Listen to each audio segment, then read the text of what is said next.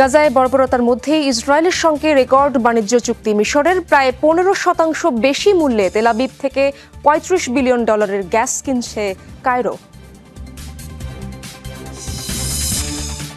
মিয়ানমারের রাজনৈতিক বন্দীদের ওপর ভয়াবহ নির্যাতনের প্রমাণ মিলল। জাতিসংঘের তদন্তে মারধর, নখ উপড়ে ফেলা সহ পৈশাচিক নিপীড়ন চলে ডিটেনশন ক্যাম্পগুলোতে।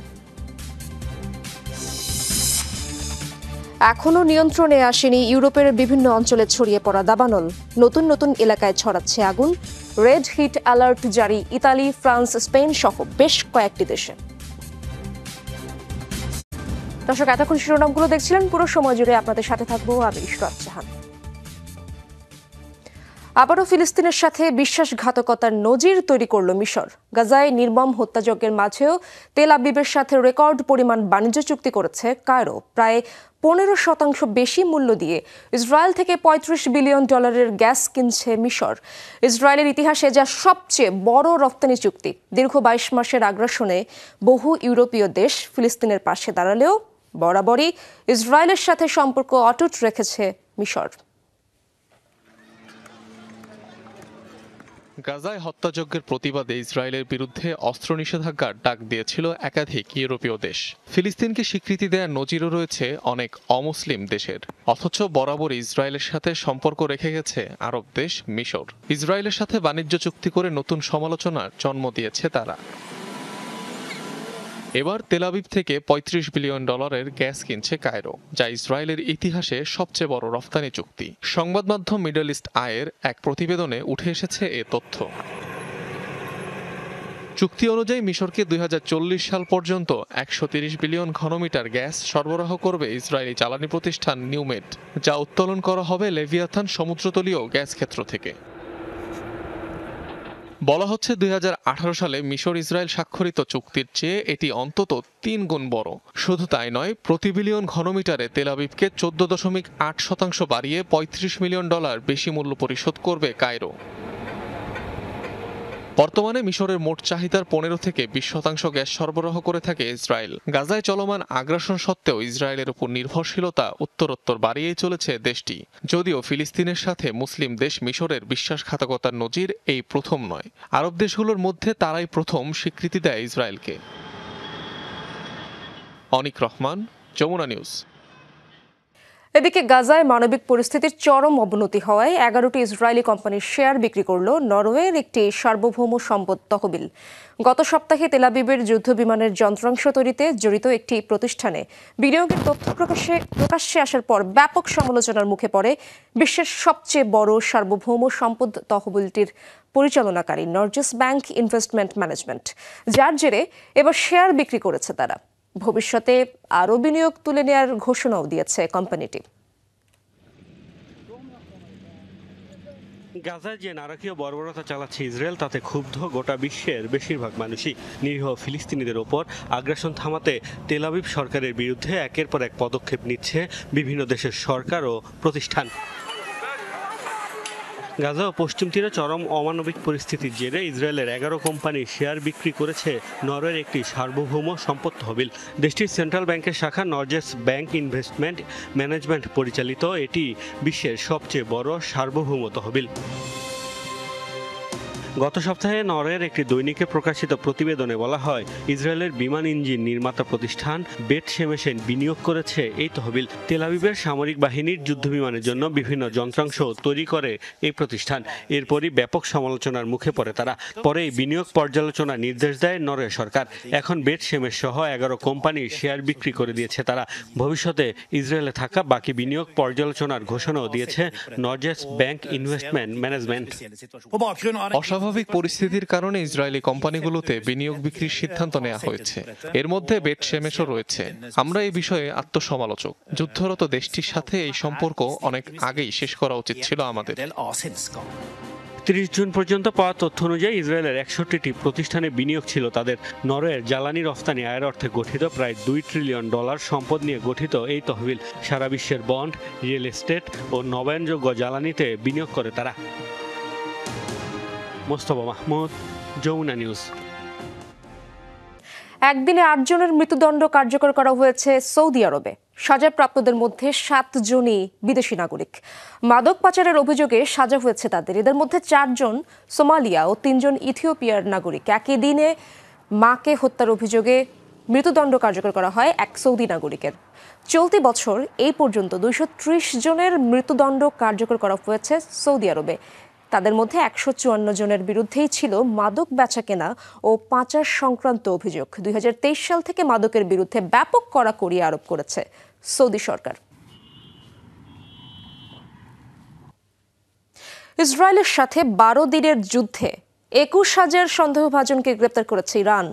দেশটির গোয়েন্দা সংস্থা এবং নাগরিকদের দেয়া তথ্যের ভিত্তিতে গ্রেপ্তার করা হয় তাদের। মঙ্গলবার ইরানের আইনশৃঙ্খলা বাহিনীর এক মুখপাত্র বিষয়টি জানিয়েছেন। বলা হয় 13 জুন ইসরায়েল বিমান হামলা শুরু করলে দেশ জুড়ে ব্যাপক গ্রেপ্তার অভিযান শুরু করে নিরাপত্তা বাহিনী। এ সময় রাস্তায় তল্লাশি চৌকি স্থাপন সহ জনগণের সরবরাহ করা তথ্যের ভিত্তিতে জোরদার করা হয় নিরাপত্তা ব্যবস্থা।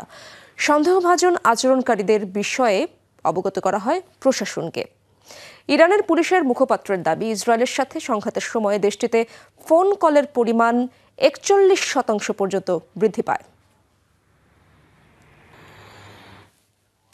মিয়ানমারের রাজনৈতিক বন্দীদের ওপর ভয়াবহ নির্যাতনের প্রমাণ পেয়েছে জাতিসংঘ। মারধর, শ্বাসরোধ আর নখ উপড়ে ফেলা সহ পৈশাচিক সব নির্যাতনের শিকার হচ্ছেন ডিটেনশন ক্যাম্পগুলোর বন্দীরা। এসব নিপীড়ন চলছে শীর্ষ সামরিক কর্মকর্তাদের নির্দেশে। সম্প্রতি এ সংক্রান্ত 16 পৃষ্ঠার তদন্ত প্রতিবেদন প্রকাশ করেছে independent investigative mechanism for Myanmar IMMI। এতে অন্তর্ভুক্ত আছে প্রত্যক্ষদর্শীদের লোমহর্ষক বর্ণনা সহ বহু প্রমাণ।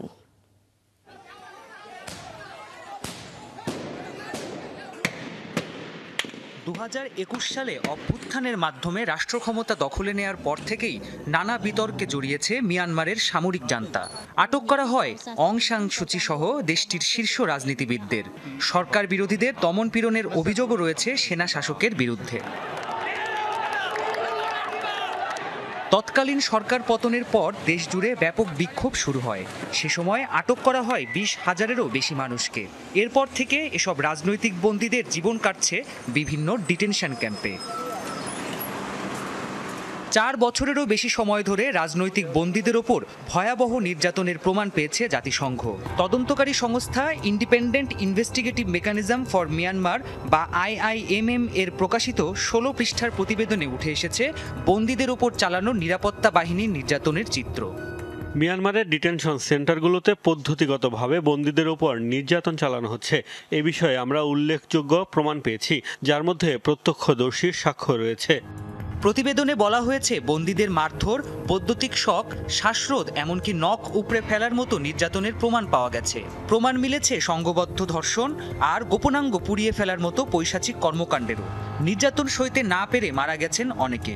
জাতিসংঘের তদন্তকারীরা বলছেন এসবই হয়েছে উচ্চপদস্থ সেনা কর্মকর্তাদের তত্ত্বাবধানে। এসব নির্যাতনের সাথে সম্পৃক্ত বেশ কয়েকজনকে শনাক্ত করতে পেরেছি। তাদের বেশিরভাগই ডিটেনশন ক্যাম্পগুলোর তদারকির দায়িত্বে নিযুক্ত। অপরাধীদের শাস্তি নিশ্চিত করতে যে কোনো বিচারিক কর্তৃপক্ষকে সহায়তা করতে আমরা প্রস্তুত। অনুসন্ধানী এ প্রতিবেদনে 1300-র বেশি উৎস থেকে সংগৃহীত তথ্য, শতাধিক প্রত্যক্ষদর্শীর বর্ণনা, ফরেনসিক বিশ্লেষণ এবং ছবি ও নথি অন্তর্ভুক্ত রয়েছে। প্রাণপ্রতিম কুণ্ডু, যমুনা নিউজ। ভয়াবহ দাবানলে পড়ছে পশ্চিম ইউরোপের বহু দেশ। সবচেয়ে বেশি আক্রান্ত Italy, France, Portugal, Greece, Albania ও তুরস্কের মতো দেশগুলো। বাড়িঘর ছাড়তে বাধ্য হয়েছে কয়েক হাজার মানুষ। বিশ্লেষকরা বলছেন তীব্র তাপদাহের কারণেই সৃষ্টি হয়েছে এই দাবানল। কিছু স্থানে তাপমাত্রা ছাড়িয়েছে 45 ডিগ্রি সেলসিয়াস। এখন অবধি হিটওয়েভ ও দাবানলে মৃত্যু হয়েছে 3 জনের। রেড হিট অ্যালার্ট জারি করেছে বেশ কিছু দেশ।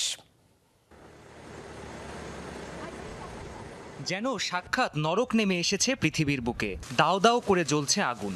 বনভূমি থেকে শুরু করে শহর গ্রাম, ভয়াবহ এ দাবানল গ্রাস করছে সবই। বেশ কিছুদিন ধরেই দাবানলে পড়ছে ইতালি, ফ্রান্স, পর্তুগাল, গ্রিস ও তুরস্ক সহ ইউরোপের বিভিন্ন দেশ। শুধু স্পেনের উত্তর পশ্চিমাঞ্চলেই অন্তত 30টি স্থানে ছড়িয়েছে দাবানল। সরিয়ে নেওয়া হয়েছে অঞ্চলটির 6,000-এর বেশি বাসিন্দাকে। অন্যদিকে গ্রিসে প্রায় ১৫০টি এলাকায় দাবানলের কথা জানিয়েছে প্রশাসন। পরিস্থিতি সামাল দিতে মোতায়েন করা হয়েছে ৫,০০০-এরও বেশি ফায়ার ফাইটার। একই চিত্র তুরস্ক ও আলবেনিয়া সহ দাবানল আক্রান্ত দেশগুলোর। দিনরাত চেষ্টা চালিয়েও নিয়ন্ত্রণে আনতে পারছে না ভয়াবহ এ আগুন। প্রাণ বাঁচাতে ঘরবাড়ি ছেড়ে পালিয়েছে বহু মানুষ।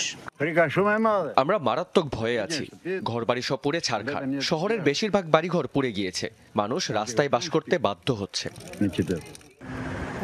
৬৫ বছর ধরে এখানে বাস করছি, তবে এই প্রথম নিজের চোখে এমন ভয়াবহ দাবানল দেখছি। পুরো শহর এই দাবানলে পুড়ছে। বিশ্লেষকরা বলছেন তীব্র তাপদাহের কারণে ভয়াবহ এ দাবানলের সৃষ্টি হয়েছে। বিভিন্ন স্থানে এ তাপমাত্রা ছাড়িয়েছে ৪৫ ডিগ্রি সেলসিয়াস। পাশাপাশি তীব্র বাতাস এ আগুন ছড়িয়ে দিচ্ছে অন্য দেশগুলোতেও। হিট অ্যালার্ট জারি করেছে বেশ কয়েকটি দেশ। প্রাণপ্রতিম কুণ্ডু, যমুনা নিউজ। যুদ্ধবিরতির শর্ত হিসেবে ইউক্রেনের দোনেৎস্ক শহরের পূর্বাঞ্চলে সম্পূর্ণ নিয়ন্ত্রণ চায় রাশিয়া। মঙ্গলবার এই দাবি করেন ইউক্রেনের প্রেসিডেন্ট ভলোদিমির জেলেনস্কি। আগামী শুক্রবার ইউক্রেন যুদ্ধ বন্ধ ইস্যুতে বৈঠকে বসবেন মার্কিন প্রেসিডেন্ট ডোনাল্ড ট্রাম্প ও রুশ প্রেসিডেন্ট ভ্লাদিমির পুতিন। যুদ্ধ বন্ধে কিয়েভের ভূখণ্ড ছাড় দেওয়া হতে পারে মূল শর্ত, এমন ইঙ্গিত আগেই মিলেছে ওয়াশিংটনের তরফ থেকে। ভূমির বিষয়ে আপোষ না করার কথা জানিয়েছেন জেলেনস্কিও। শর্ত মেনে নিলে ভবিষ্যতে আরও আগ্রাসী হয়ে উঠবে রাশিয়া, এমন মন্তব্য করেন জেলেনস্কি। বর্তমানে এই অঞ্চলটিতেই দুপক্ষের সেনাদের মধ্যে সবচেয়ে ভয়াবহ সংঘর্ষ চলছে। বর্তমানে দোনেৎস্কের প্রায় ৯,০০০ বর্গ কিলোমিটার কিয়েভের দখলে রয়েছে। উত্তর কোরিয়ার সর্বোচ্চ নেতা কিম জং উনের সঙ্গে ফোনালাপ করেছেন রুশ প্রেসিডেন্ট ভ্লাদিমির পুতিন। আলোচনা হয়েছে দ্বিপাক্ষিক সম্পর্ক এবং কৌশলগত অংশীদারিত্ব বিষয়ে। বুধবার বিষয়টি নিশ্চিত করেছে উত্তর কোরীয় রাষ্ট্রীয় সম্প্রচার মাধ্যম KRT। ফোনালাপে দুদেশের মধ্যকার সম্পর্ক আরও জোরালো করার বিষয়ে দৃঢ় প্রত্যয় ব্যক্ত করেছেন দুই নেতা। শুক্রবার অনুষ্ঠিত হতে যাওয়া মার্কিন প্রেসিডেন্টের সাথে বৈঠকের বিষয়েও কিম জং উনকে অবগত করেছেন ভ্লাদিমির পুতিন। এছাড়াও রাশিয়ার হয়ে যুদ্ধ করার জন্য উত্তর কোরীয় সেনাদের ভূয়সী প্রশংসা করেন রুশ প্রেসিডেন্ট। দিল্লির রাস্তা থেকে বেওয়ারিশ কুকুর সরাতে সর্বোচ্চ আদালতের নির্দেশ নিয়ে চলছে তোলপাড়। রাজধানীতে কুকুরের উৎপাত বেড়ে যাওয়ায় আদালতে অভিযোগ দায়ের করেন স্থানীয় বাসিন্দারা, যার জেরে গেল সোমবার সব বেওয়ারিশ কুকুরকে ৮ সপ্তাহের মধ্যে আশ্রয় কেন্দ্রে স্থানান্তর নির্দেশ জারি করেন আদালত। এই সিদ্ধান্তের ক্ষুব্ধ প্রতিক্রিয়া জানিয়েছে প্রাণী অধিকার কর্মীরা। কুকুরের কামড়ে ক্ষতবিক্ষত দিল্লির ১২ বছর বয়সী এক কিশোর। সম্প্রতি নিজ বাড়ির চত্বরেই বেওয়ারিশ কুকুরের ভয়াবহ হামলার শিকার হন এই কিশোর। যত তাড়াতাড়ি সম্ভব এলাকা থেকে কুকুরগুলো সরিয়ে ফেলা উচিত। আজকে আমার ছেলেকে কামড় দিয়েছে, আগামীকাল অন্য কারো সন্তানের সাথে হতে পারে এ ঘটনা। এটি একটি বড় সমস্যা। সম্প্রতি দিল্লির ব্যস্ততম সড়কগুলোই বেড়েছে বেওয়ারিশ কুকুরের সংখ্যা। জরিপ বলছে দিল্লিতে রয়েছে ১০ লাখেরও বেশি বেওয়ারিশ কুকুর। ফলে আশঙ্কাজনকভাবে বেড়েছে কুকুরের কামড়ে আক্রান্ত মানুষের সংখ্যা।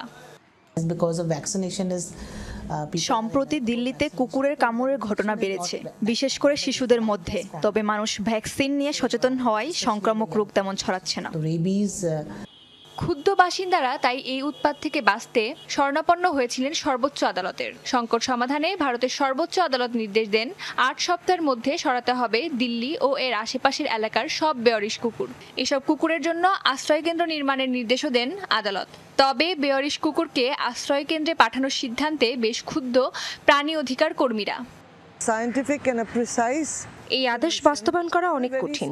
হাজার হাজার কুকুরকে রাখার মতো কোনো আশ্রয়কেন্দ্র নেই দিল্লিতে। তাছাড়া আমার মতে কুকুরের কামড়ের জন্য বৈজ্ঞানিক সমাধান রয়েছে। এর পরিবর্তে সব কুকুরকে কারাবাসে পাঠানো খুবই অযৌক্তিক। জরিপের তথ্য মতে ভারতে প্রায় ৫ কোটি ২০ লাখের বেশি বেওয়ারিশ কুকুর রয়েছে, যার মধ্যে আশ্রয়কেন্দ্রে রাখা হয়েছে ৮০ লাখ। অস্মিতা বিশ্বাস, যমুনা নিউজ। যুক্তরাষ্ট্রের ডিটেনশন ক্যাম্পগুলোর পরিবেশগত মান বাড়ানোর নির্দেশ দিয়েছেন দেশটির ফেডারেল আদালত। মঙ্গলবার মার্কিন ইমিগ্রেশন অ্যান্ড কাস্টমস এনফোর্সমেন্ট বা আইইসকে এই নির্দেশনা দেওয়া হয়। ম্যানহাটনের ২৬টি ডিটেনশন সেন্টারে আটক অভিবাসীদের কক্ষগুলো বাসযোগ্য করার কথা বলেন মার্কিন বিচারক। প্রতি কক্ষে বসবাসকারীদের সংখ্যা কমিয়ে আনা, পরিচ্ছন্নতা নিশ্চিত করা এবং ঘুমানোর জন্য স্লিপিং ম্যাট প্রদানের নির্দেশ দেওয়া হয়। দিনে 3 বেলা কক্ষ পরিষ্কার সহ পর্যাপ্ত সংখ্যক সাবান, টয়লেট পেপার, টুথপেস্টের মতো দৈনন্দিন প্রয়োজনীয় পণ্যগুলো মজুদের কথাও বলা হয়।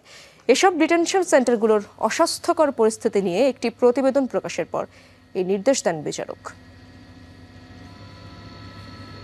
সশস্ত্র সংগঠন র্যাপিড সাপোর্ট ফোর্সেস RSF এর হামলায় সুদানের দারফুর অঞ্চলে নিহত হয়েছেন কমপক্ষে 40 জন। সোমবার অঞ্চলটির এল ফাশের শহরে অবস্থিত শরণার্থী ক্যাম্পে আশ্রয় নেওয়া ছিন্নমূল মানুষদের ওপর এই হামলার ঘটনা ঘটে। অঞ্চলটিতে কর্মরত ত্রাণ কর্মকর্তারা সহ স্থানীয়রা নিশ্চিত করেন এই তথ্য। এই শহরেই সুদানের সেনাবাহিনীর অন্যতম শক্তিশালী ঘাঁটি এই এল ফাশের শহর। ধারণা করা হচ্ছে এ কারণেই অঞ্চলটিতে এই হামলা চালিয়েছে সশস্ত্র গোষ্ঠীটি। দেশটিতে প্রায় 2 বছর ধরে চলছে গৃহযুদ্ধ। এতে দেশটির অভ্যন্তরেই বাস্তুচ্যুত হয়েছে বহু মানুষ। সুবাস না ছড়িয়ে দুর্গন্ধ ছড়াচ্ছে ফুল, যার গন্ধ আবার মৃত মানুষের মতো। পোল্যান্ডের ওয়ার্শ বিশ্ববিদ্যালয়ের বোটানিক্যাল গার্ডেনে কয়েক বছর অন্তর ফোটে বিশাল আকারের বিরল প্রজাতির ফুলটি, যা দেখতে ভিড় জমায় বহু মানুষ। ফুলটির নাম আমরফোফালাস হলেও পরিচিত কর্পস ফ্লাওয়ার নামে, যার অর্থ মৃতদেহের ফুল। ইন্দোনেশিয়ার সুমাত্রা দ্বীপে দেখা যায় বিরল এই ফুল, যা ফোটে কয়েক বছর পর পর। সবশেষ প্রায় 4 বছর আগে এই গাছে ফুল ফুটেছিল। তবে সবচেয়ে বিস্ময়কর হলো এর অদ্ভুত ঘ্রাণ। সুগন্ধ নয়, অনেকটা মৃতদেহের মতো গন্ধ এই ফুলের।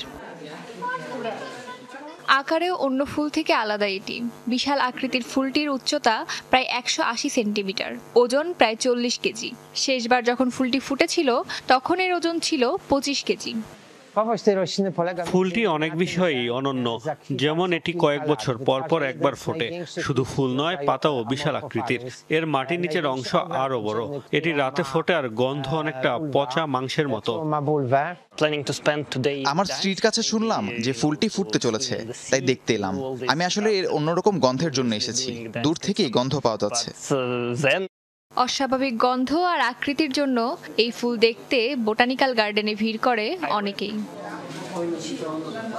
অস্মিতা বিশ্বাস, যমুনা নিউজ।